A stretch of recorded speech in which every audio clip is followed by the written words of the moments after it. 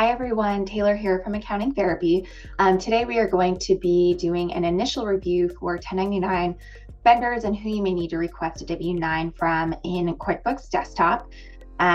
So let's go ahead and hop into our demo file. Okay, so we are in a sample file. And like I said, we're going to do an initial review of your vendor expenses compared to your vendor contact list to see whose information we possibly may need to gather to make sure we're ready to report 1099s in January. So if you're a client, we've already formatted these reports for you. So you're just going to go to Reports, Memorized Reports, and 1099 Review. In here, you'll find the two reports that you're going to have to review. If you're not a client, you can go ahead and prepare these lists yourself. So I'm going to go ahead and open this expenses by vendor summary for 1099 review. So this is a expenses by vendor summary report that we've just gone ahead and done a slight customization on to filter it from the highest dollar value to the lowest dollar value. And this will help when we start kind of looking at who may be eligible to receive a 1099. So next up, I am going to go back to my memorized reports, and I'm going to open my vendor contact list. Now again, this is just a standard vendor contact list. I've just filtered it down to include the columns, only the columns that I want for this review, especially the tax ID and if they're marked as eligible to receive a 1099. Those are definitely the most important, but we do need to make sure that we have their street address information and possibly email if you wish to issue electronic 1099s. So I'm going to go ahead and format this a little bit, pull this over here.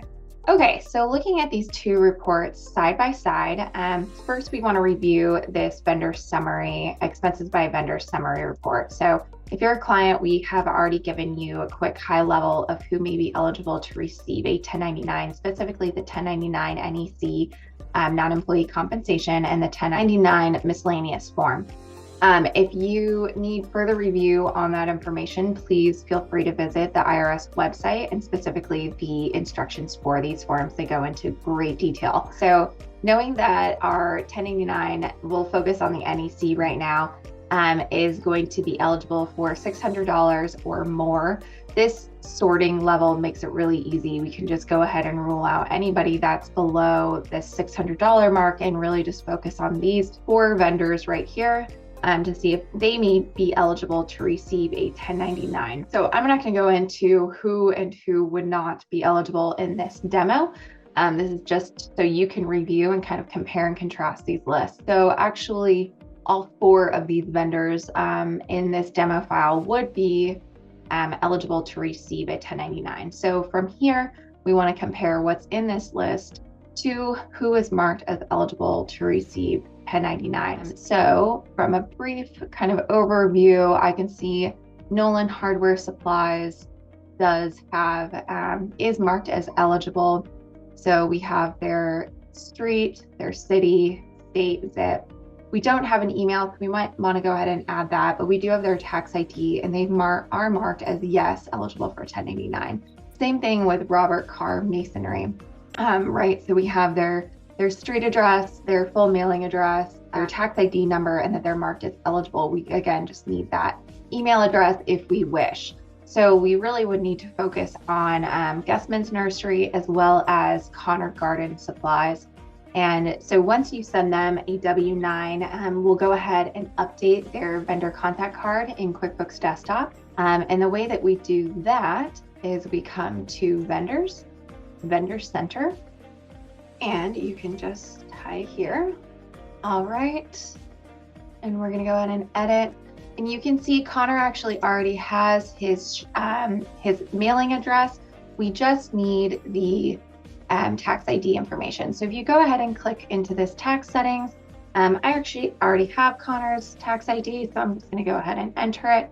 And this is a LLC, and so we're going to enter it with the correct format, so the 2 digits with the 7 following after, and we are going to mark as eligible for the 1099 report. Now that's super important so that they show up in our list while we're prepping your 1099 reporting. So I'm going to go ahead and close out this report. We can go ahead and give this a refresh. And here we have Connor's garden supplies, excuse me, in our list. That is about it. I do want to make a quick note that when you're reviewing this list right here, this will include any payments made by credit card. So if you know with Gusman's Nursery, for example, that all of these transactions were paid by credit card, and you can quickly take a look at this and go ahead and add, let's see, the account. Oh, no, this may not show. Oh, it's because it was paid by a bill. So you would want to look and see how these were actually paid. If the vendor is paid by credit card, they do not need to be issued a 1099. Same for third-party service apps like PayPal or Square. So just a heads up for that. But again, this isn't drilling down to the detail. This isn't what we're going to use to file the 1099s. This is just to give us a quick overview to see who may be eligible and who we may need to request these W-9 forms from so that our vendor list is fully built out and ready to go for preparing. That is about it. If you have any questions at all, please feel free to contact us, and thanks for following along.